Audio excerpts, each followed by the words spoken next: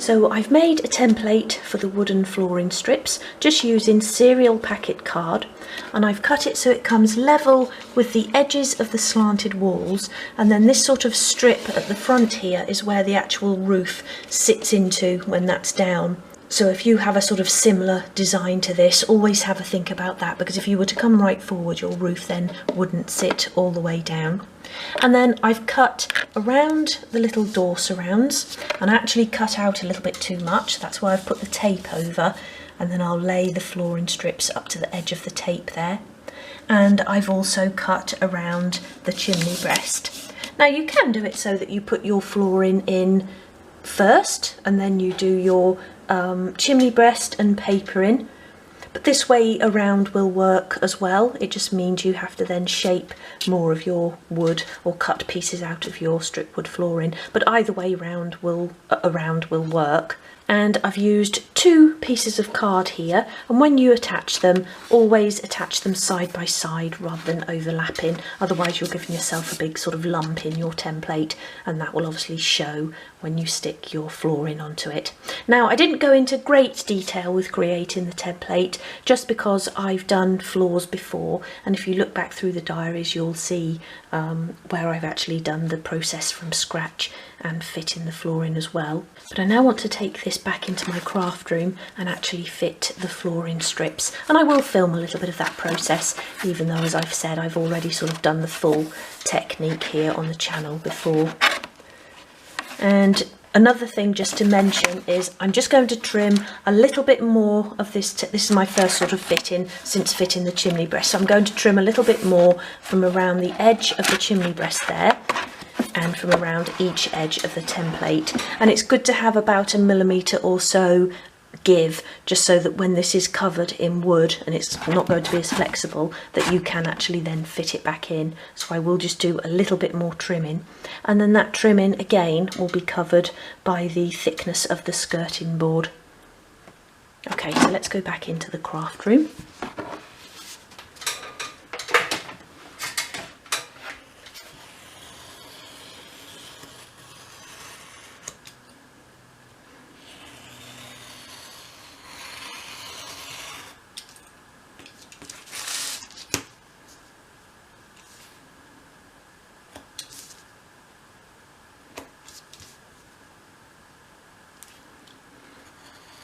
So I've just trimmed a little bit from this back edge of the template and then the chimney breast wall, and I've also trimmed around the chimney breast. And as you can see, I really have just taken off a few little slithers of the card, and that should be all I need to then be able to fit this back in more easily. But before I start applying the strips, I am actually just going to go and try this into place one more time, just to see if there's any more I need to take off. And I would advise that you do that, because once you've actually spent the time attaching the wooden strips, it's then really annoying if you can't get it to fit back in and you have to start trimming the strips. So let me just run and try this into place.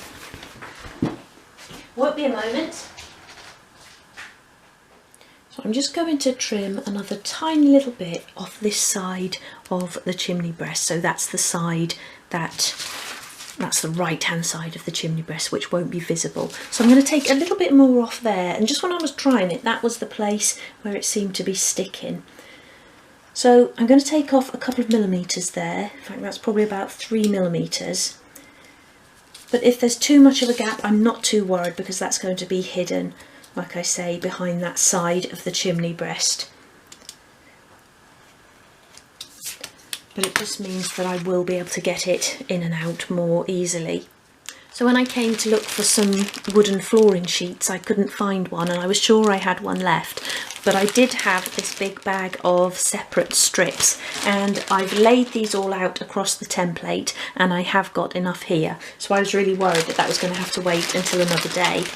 But luckily I have got enough here from other rooms. So let me take these out. And this is why it's a good idea to always keep any spare strips, however small they are. I've got a couple of little bits in there as well that can sort of tuck into little corners. So This is the front edge of my room then, as we're looking in. So I want that to be the neatest edge. So I'm going to place it like that and actually start from here. And I think I've said before, but I always like to have the flooring going in the direction of the longest edge of the room. And all of the rooms in the doll's house, the longest edge is from sort of front to back. It's not going to look out of place in any of the rooms. So these have all got the strips on the back, so they're all self-adhesive. And as you've probably seen before, I buy them in large sheets, which I actually sell in my Etsy shop. And I've just sold the last 3, but I'll be doing another order probably this afternoon. So if you were looking for the full sheet, then pop over to my Etsy shop.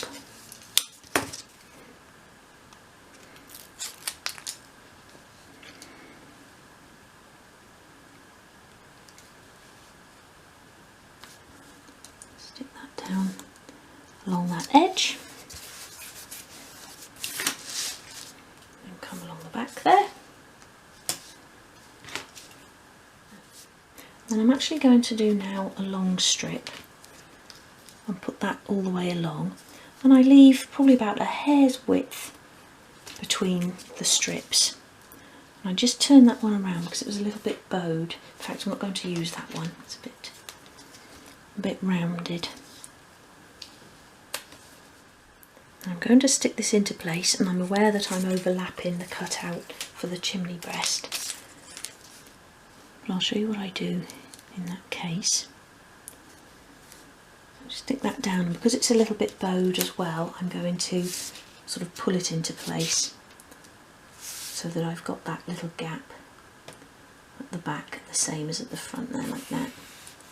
And they are quite bendable, so if you do find that you've got one that's a little bit bowed, then you can just sort of manipulate it into place like that.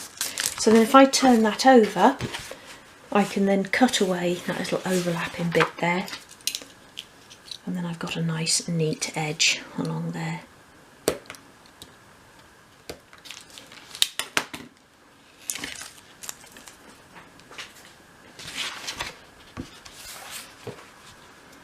Like that. And then I'm going to take that other sort of half one there and begin again there, like that.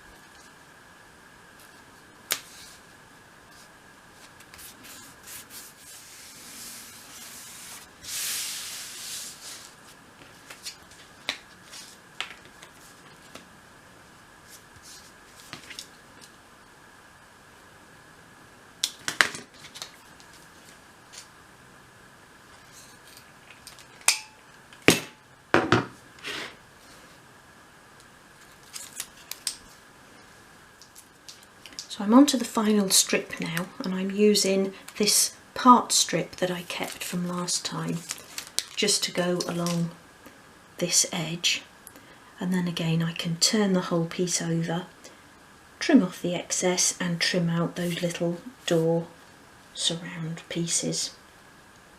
So that's why it's really good to keep all of your pieces, even thinner strips that you don't think you'll use again.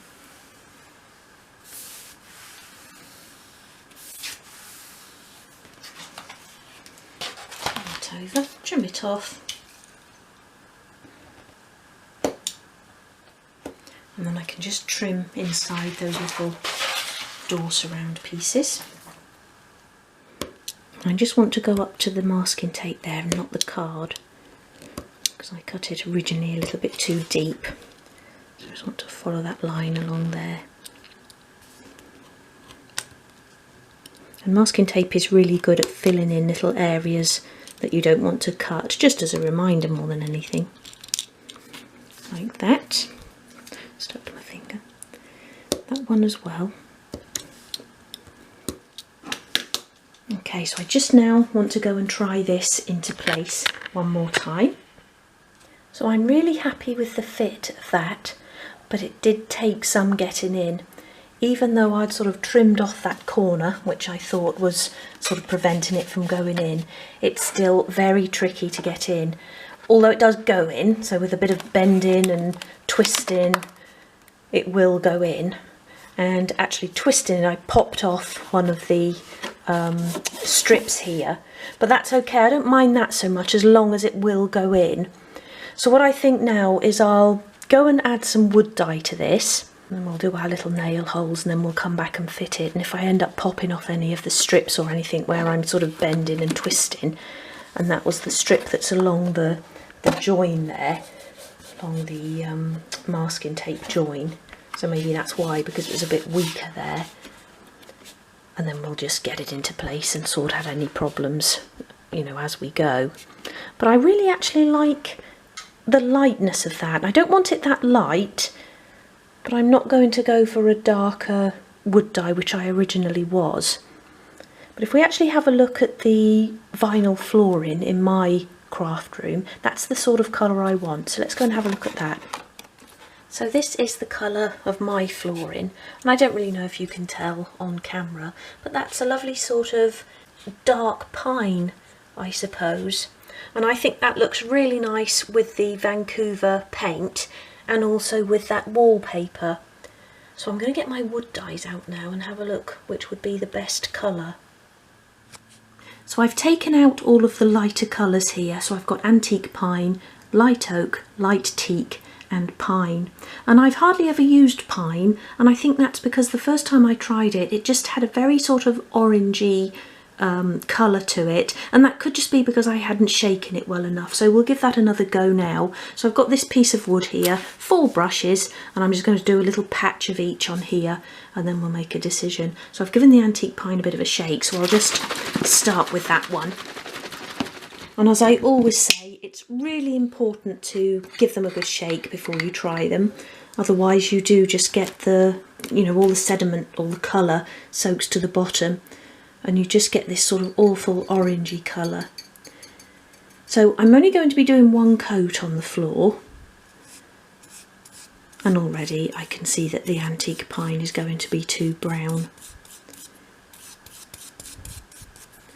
So that's that one. I'll just actually give the lid or the top a wipe with a piece of kitchen towel. I don't like leaving wood dye around the lid.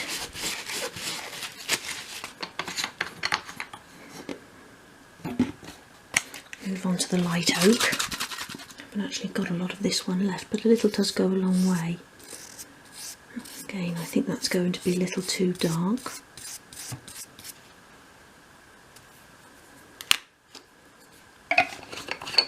So onto the light teak. It's a bit too orangey, I think.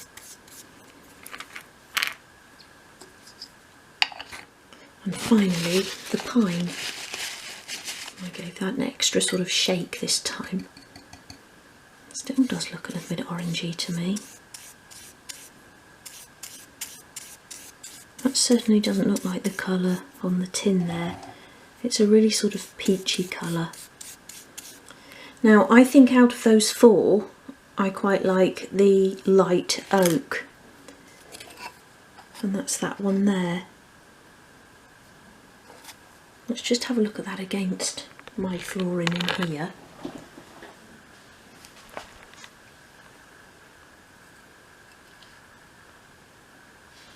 There's actually not that much difference, is there? I think I'm going to do 1 light coat of the light oak, and like I say, I haven't got much left, probably about 1 centimetre in the bottom of the tin there. If I dispense that into a pot and just use a nice big brush, big soft brush, I think that should be enough. And if not, I've got an order to do with Streets Ahead this afternoon, which is where I get these from, so I can order another one. It will just hold up the episode a bit though, that's what I didn't really want, so hopefully we'll have enough in there. Okay, so let's get these all cleared away.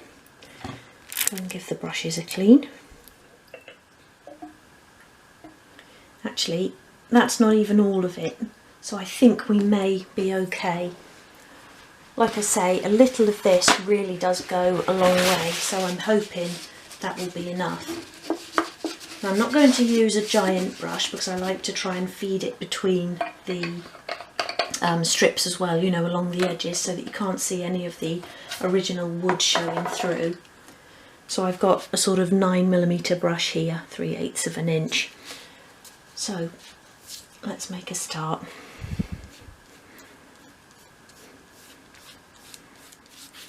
Do you ever get that feeling when you're running out of something that if you go quicker, that'll make it last? Or you know, you'll have enough.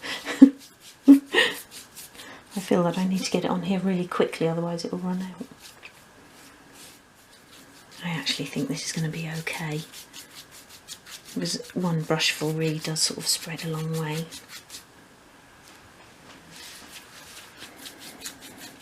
But I will order some more this afternoon because I really actually quite like this colour.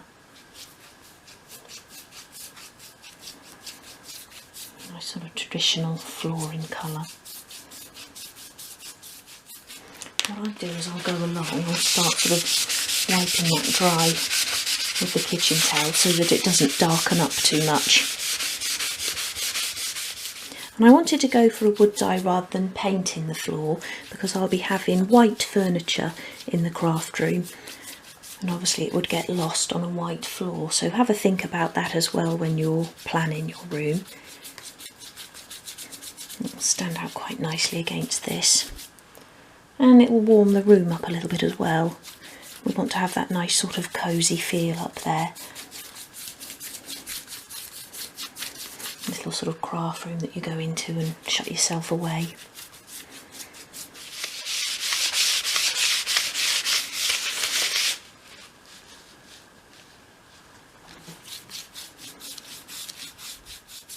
So that's the floor done. And I've got plenty of wood dye left, as you can see there, so I was panicking for absolutely nothing, and there's still some in the tin as well, so I'll pop that back in using a plastic funnel. I'll get that back in there so it doesn't go to waste. And I'm going to leave this to dry now, and this wood dye doesn't take long at all to touch dry, although I will leave it overnight before actually fitting it into the craft room. And I'm actually going to move it over there into that lovely sunny patch. So I left the floor drying overnight, so this is now completely dry, and I tried it into the craft room this morning, and where I was sort of angling it and twisting it to get it in under that sloping roof, a couple of the strips did actually pop up. So what I'm going to do, I'm going to use my scribe now to make the little nail holes, and then I'll glue the flooring in place. Then I can glue down any sort of separate little strips that have popped up, and then I can apply my final coat of wax just to give it a nice sheen. So what I've got here is my scribe tool, which is just like a pen. It's got a nice sharp pointed metal tip, and I just go through, and at the end of each floorboard or each strip I just make a couple of little holes which then look like nail holes. And it's just one of those little detailing things that really does add a nice detail and a realistic touch as well.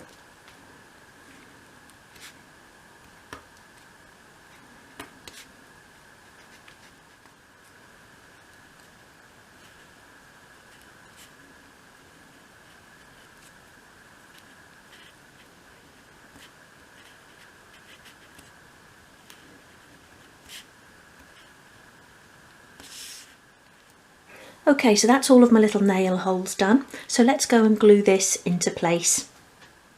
Okay, so I'm going to apply the glue directly to the floor, and I've got my brush here to spread that out.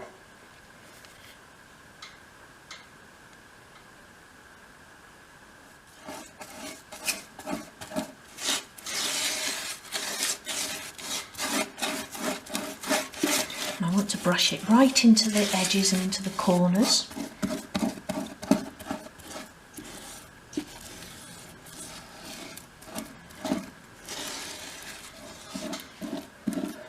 I'm actually just going to squeeze a little bit more glue into that back area.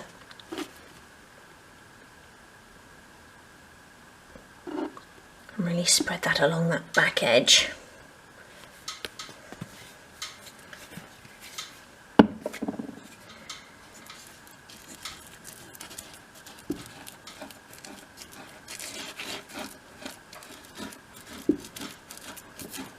Okay, so let's bring in the flooring, and I think I needed to bend it sort of outwards.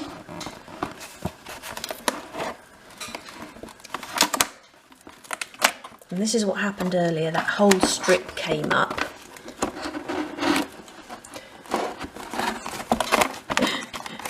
It will go in, it will go.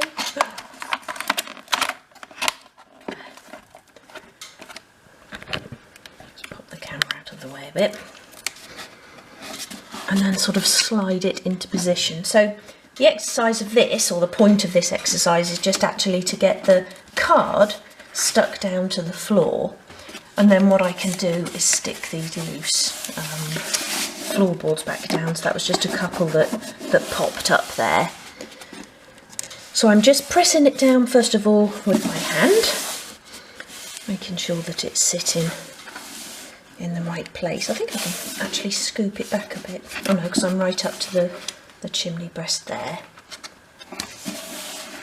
So press that down. I'm now going to cover that with kitchen towel.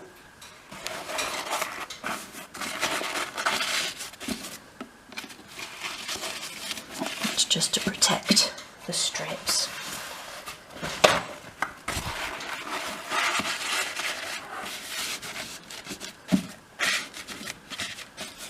And then I've got here some ceramic tiles. And I'm going to place those, especially into the corners of the room. That one doesn't quite fit there on that side of the chimney breast, but get them as close to the corners as you can. And this was actually a tip that one of my subscribers left in the comments below, which I've always found really helpful. So if you cover with tiles first, I don't know if I need to put any in there. So I'll come back this way a bit. Then when you put your weights in, whatever you're going to use, tins or books or what have you, it disperses the weight more evenly. So even if you haven't got a weight going right into the corner of your room, the weight of the tile, or the weight that you put on the tile, will press that part down. So it's a really good tip. Take that, don't take those middle ones out actually, just have the 4 like that. And I'm now going to go and get some heavy books, and that's how I'm going to weigh it all down until the glue has dried. So I've used a mixture of heavy books and tins to weigh that down, and I'm going to leave that now until the glue has dried, and then I can glue those strips back down, and we'll apply a coat of wax over the entire floor, and then we can get the skirting cut. So I'll see you in a bit. So it's the next morning now, and I've just removed the books and the tins, and I'm happy that the floor has dried nice and flat to the floor of the attic. But there are about 3 or 4 strips that I need to stick back down, which we knew about, which sort of popped up when I angled and twisted the floor to get it back in. So there's that long one there, and then these sort of shorter ones in here. And I've sort of been through and just tried to pick each of them up, and most of the others are actually dried nicely into place. And I think with the weight of the books and tins I put on, it's actually re-stuck them down to the actual, you know, sticky back adhesive. So what I'm going to do now is just glue these odd ones back into place. And I've just got here my glue, a piece of card and my cocktail stick, which I shall ease the glue underneath the strips with. And then I want to get on with the skirting. So those boards are now stuck down and drying into place. And I just gave those a really sort of good press rather than weighing it all down again. But I'll keep my eye on them, and if they do pop up again, I'll put another book in there to flatten those out. But I'm now making a start on the skirting. So I've just brought a piece in, and I've cut the angle in that end. So I'm going to lay it into that corner there. put the camera down.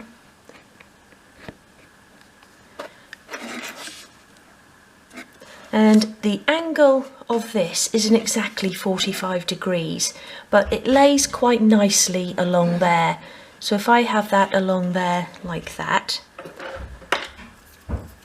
and then make a little pencil mark just beside the door where I need to cut the straight line. I've got my guillotine here, and then lay that piece into place. And then I'll take a longer piece and cut an angle in the other end to go under the ceiling at that end.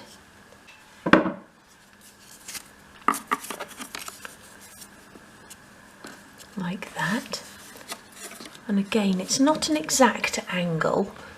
If I sort of move you over there like that, I don't know if you can even see on camera, but the top of the angle is just a little bit further away from the slope of the ceiling there. But because there are going to be furniture stood along here, I'm not bothered about that. So I'm just going to keep using the mitre cutter for the angle rather than sort of trying to do it by hand, or freehand rather. And again, I can just draw my straight line there and then make that straight cut. So that's those two pieces in place, and that wall was nice and straightforward. This one, I need to cut some skirting to come around this chimney breast. That's going to be a little bit more difficult. But what I'm going to do is start with the angle over there. So let me cut my angle. So that will sit in there. That's almost actually right. So what I now need to do, because I need to then join a piece coming down this side of the chimney breast, so a small piece there, I need to cut a mitre going down the piece. So if I just put this in my mitre block now and cut that mitre, that should then make that the right length, because that's actually, it does actually fit in there. So I'll go and mitre that end, and then I can mitre a second piece and cut the piece to come along here. So let's go and do that now. So I'm creating the upright mitre angle using my mitre block and saw, and this is a block that sits over the edge of the desk, so I'm just propping it up here on an eraser just because I can't get the camera in at that angle. And I really do just want to shape that end, so I'm putting it as close to the sort of slot in the box as I can, and then I'm just going to come straight down.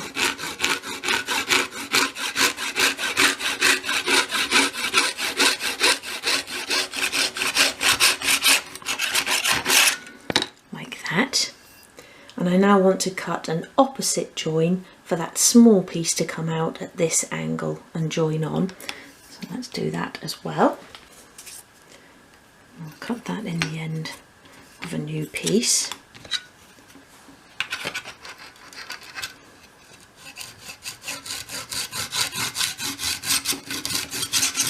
Always hold the piece that you're cutting nice and firmly in the block, and just go nice and slowly with your saw, like that.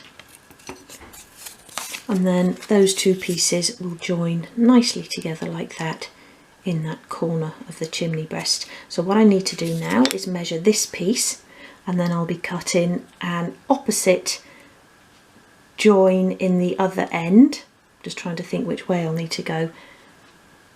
Actually no, it'll be the same, because then I'll need a piece to go across the front of the chimney breast. So let me go and measure this piece up now. So I cut that piece off straight just so I could fit it into the room to get the measurement, and then drew down the back of it along the edge of the chimney breast. And I do actually need to do another join that comes out this way, and then the next piece will join onto it to go across the front like that. So if I put it in the box there and make the cut, and mitre joins can be difficult, but you just need to think about it. Just take your time before you make the cut and have a think about how the pieces are joining and which angle they're going in. And if you do it as I'm doing it, and just work around the room one piece at a time, That makes it a little bit easier. And skirting is always a lot easier than coving, because you haven't actually got the angle to worry about as well. So put that piece there. So I've got along the wall, and then that goes along the edge of the chimney breast. And now I need to cut the opposite angle again to join there and come along the front of it, and then go and measure the piece for the opposite angle at the other end. So just work your way around like that. I need to think again which way I need to do that. Yes, that needs to come that way.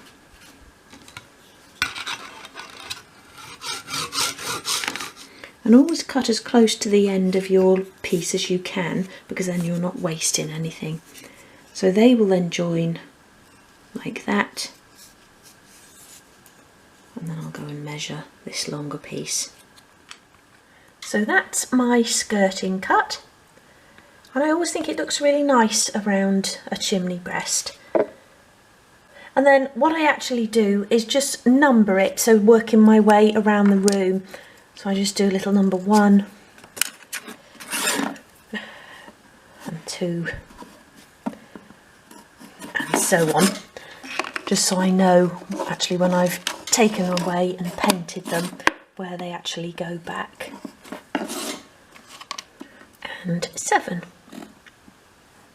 So I now want to apply the paint to these. So before I apply the paint, I just want to start by giving each piece a gentle sand. So I'm using a 240 grade sandpaper, and you find that some of these sort of pre-cut skirtings haven't actually been finished, so you always need to give them a sand. They're just sort of cut and shaped, and they're not sort of finely finished.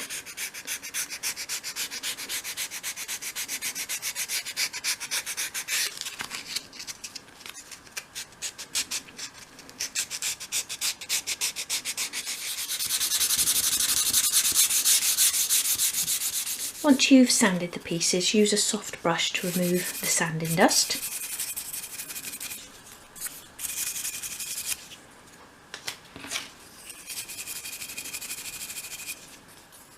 And then attach them to a piece of card using masking tape, and that just makes them easier to paint. And make sure as well that you get along the top edge of your skirting board, which will obviously be visible when the piece is in place. And I shall be applying 2 coats of paint to each piece and sanding gently after each coat has completely dried.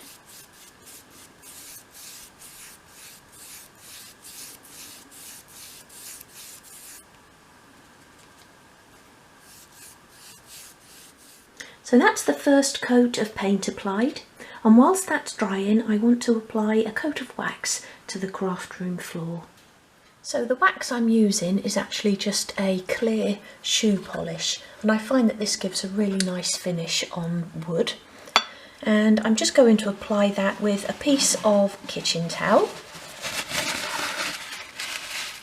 And before doing this, I used my soft brush to give the room a sweep out, just to get rid of any dust. And then just rub that in using small circular motions. And I'm sure you've seen me use this before on the tops of pieces of furniture, and it does just give a really nice finish.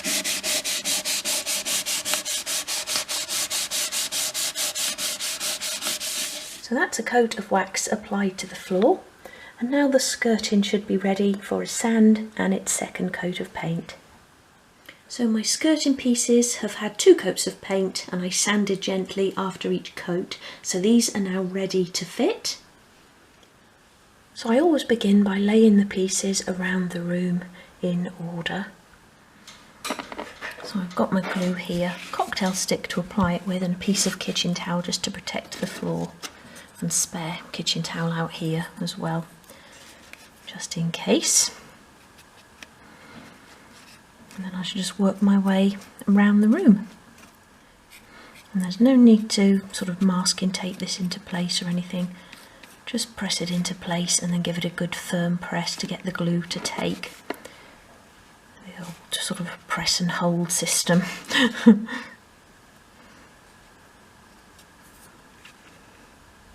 Actually, I'll just pop a little bit on that end as well, just to fit snugly against the side of the door frame.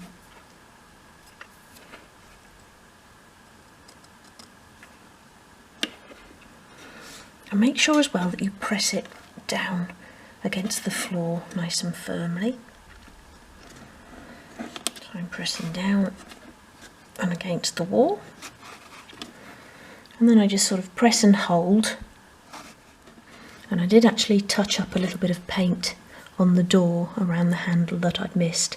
I've gone over the handle, but the beauty of brass is that you can just scrape that off very easily. So I'll scrape that paint off in a moment and give those a bit of a buff.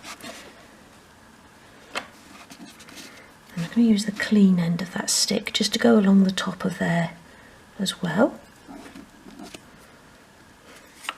And then work my way around. And I had said in the intro to this episode in part 1 that I would be doing a little bit in the sort of middle landing area as well, but I think we're running out of time now, so I'll leave that until another episode. I've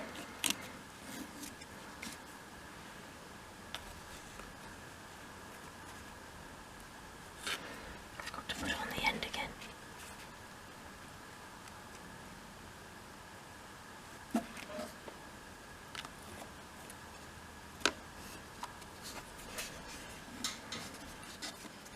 And the final piece going in.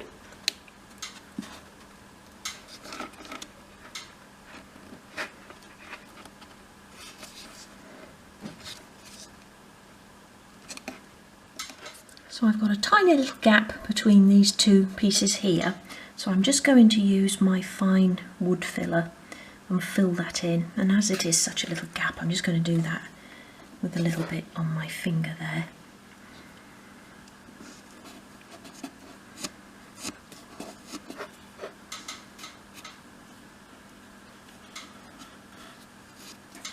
Just work that into the gap,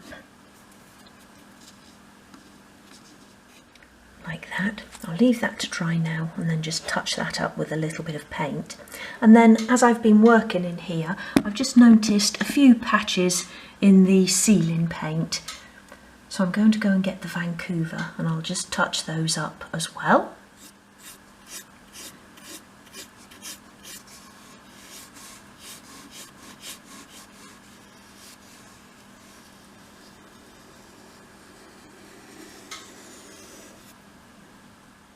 And then I've just got a little bit of normal furniture polish here on my duster, and you'll find that that just really buffs up the brassware really nicely if you've gone over it with paint. Just rub it quite harshly, and that will work off. And this room is now ready for moving in. And I've got a couple of pieces here that I want to show you that I actually took out of the previous craft room. And the first is this little pin board. And these are really easy to make, and if you watched my craft shed series you would have seen me make one of these very similar to this one. And all I've actually done is just gone around the frame with the Vancouver paint. It was previously a sort of lime green colour. So I've given that a coat of paint, and I was going to attach it there, but I'll wait until I start building the furniture before I attach anything, and I'll just make sure that that's where I want it to go. So I'll just stand that there for now. And then the other thing is this little 1/44 scale doll's house, which is a replica of the actual doll's house. And I made this some years ago, and for this I used 0.8mm sheet wood, and then I've just printed lots of wallpaper to go inside there. I did the little false wall, the same as we'll have in the bathroom here. The little fireplace surrounds are also made from 0.8, And the windows are actually photographs of the windows in the doll's house, which I then downscaled. And I think that gives you a really nice sized window and realistic looking as well. And I'm missing a little chimney pot there, but that's just made from a piece of cocktail stick and painted black, so I can replace that. I was going to put this in the attic, but I think it's too nice to go over there. I'd really like it in the craft room. And I think the next tutorial that I'll do is actually a little table for that to stand on, and then we can put lots of little bits of spare wood and wallpaper and things underneath. Create a nice little doll's house work table to probably stand over in that corner there. And I haven't really thought too much about the layout yet. I do want a desk along here. I'm going to lay that down because it's crushing the paper at the bottom. But I want my main sort of desk along here with a chair. And we'll maybe have a little sort of shaped unit to fit along with the line of the ceiling here. And we could make some little storage baskets for it. And then sort of standing up here, I'd maybe like a bookcase. And then we'll have a second unit there leading on to a sort of shorter unit with the doll's house standing on it in that corner. And we'll make a nice little chair, and maybe we can fit something over here as well, another little storage unit. And I really can't wait to get started. Now, in the comments for part 1 of this episode, a lady asked about how I created the main attic room. So let's just move over there. Oops, doing a bit of a balancing act here. So what I'll do that tutorial for the doll's house table next, and then I'll do a short episode about this room and how I created it, because I actually did this before I started filming for YouTube. But I can easily sort of show you how I put it all together, and it's probably a lot easier than it actually looks. And then when I started redoing the doll's house, I boxed up this room, and I've got it in a box. I just actually found it out of the cupboard, and there's loads and loads of bits to go in here. So I want to go through that box, put some bits back in, and also give you some ideas of some things that you can make if you want to have a sort of really old dusty storage attic. So look out for all of those episodes, and let me know what you think about the craft room. Any ideas you'd like to pass on, I'd be happy to read, so if you'd like to put those in the comments below. But as I've said earlier, I'm going to have white furniture, so it will be similar to my own craft room.